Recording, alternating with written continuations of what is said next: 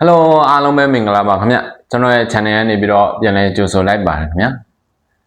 ဒီနေ့မှာတော့ပရီးမီးယားလိဂ်ရာသီအဖွင့်ပွဲစဉ်မှာကျွန်တော်တို့ရဲ့ Manchester United အသင်းကတော့အလုံးမန်းစမထားတဲ့ရလက်ဆိုးကြီးနဲ့ရင်ဆိုင်လိုက်ရပါတယ်တန်တက်ဟူစီတီအသင်းရဲ့အိမ်ကွင်းဖြစ်တဲ့ MKN Stadium မှာငကိုကုန်းရှိစော်တဲ့ရလက်နဲ့အရှုံးနေခဲ့ရတာပါရာသီကျော်ပြင်ဆင်မှုတွေကကောင်းမွန်ခဲ့ပေမဲ့တကယ်အမှတ်ပွဲစတာနဲ့ခန်းစစ်အမားတွေကြားမှာရာသီအစကိုအထိနာစွာနဲ့စတင်ခဲ့ရတာပါပွဲအစပိုင်းမှာ United ကဘောလုံးရှင်ကစားနိုင်ခဲ့ပေမဲ့ခန်းစစ်ရဲ့မေးမယာဖြစ်မှုတွေကြောင့်ပဲပွဲကိုအစောပိုင်းမှာလ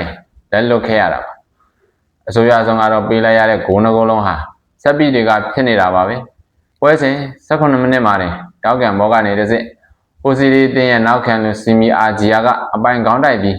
ဥဆောင်ကိုသွင်းယူသွားခဲ့ပါတယ်အဲဒီနောက်မှာလည်း United ခန်းစစ်ဟာတည်ငြိမ်မလာပဲ38မိနစ်မှာပြည့်တဲ့မောကနေပဲတဆင့်နိုဘယ်မန်ဒီကဒုတိယဂိုးကိုထပ်မံကောင်းတိုက်ပြီးသွင်းယူသွားခဲ့လို့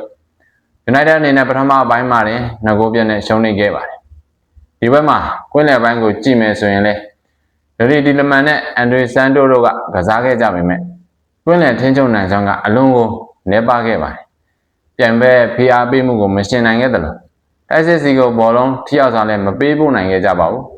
တိုက်စစ်မှာကစားခဲ့တဲ့ကွန်ညာနဲ့အမ်ဘူမိုတို့ဟာလည်းရရှိခဲ့တဲ့အခွင့်အရေးအနှဲငယ်ကိုဂိုးအဖြစ်ပြောင်းလဲနိုင်ခြင်းမရှိခဲ့ကြပါဘူး။ဟိုစီတီကိုသမားလက်ဆွမ်းပြကာဝယ်မှုအချို့ရှိခဲ့ပေမဲ့ United တိုက်စစ်အခြေဆန်းတကယ်ကိုအသက်မဲ့နေခဲ့တာပါ။ဒုတိယပိုင်းမှာတော့နေပြမာဂယ်ကာရစ်ကကစားခွက်ပြောင်းလဲဖို့အတွက်မာဂါရက်ဖို့ရဲ့ကိုဗင်မိုင်နူးနဲ့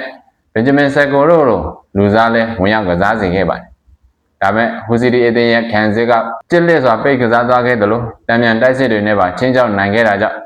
United အနေနဲ့ခြေပေါက်ကိုရဖို့တော်တော်လေးကိုထိုးပေါက်ရ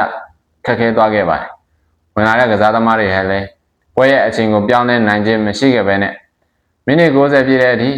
တိုးစီဆိုတဲ့ရလက်နဲ့ပွဲဟာပြီးဆုံးသွားခဲ့ပါတယ်။ဒီဘက်ကိုခြုံငုံသုံးသပ်ရရင်တော့နိပြမိုက်ကယ်ကာရီနဲ့ United အသင်းအတွက်လုံးဝကိုအရေးကြီးတဲ့တတိပိတ်ခေါင်းလောင်းတန်တစ်ခုဖြစ်ခဲ့ပါတယ်။စပီကာကွယ်ပုံလိုအပ်ချက်တွေနဲ့ကွင်းလယ်အခြေဆက်ပျောက်ဆုံးနေမှုတွေကဒါမဲ့ပွဲစဉ်တွေမတိုင်မီအမြန်ဆုံးပြင်ဆင်ရတော့မှာပါ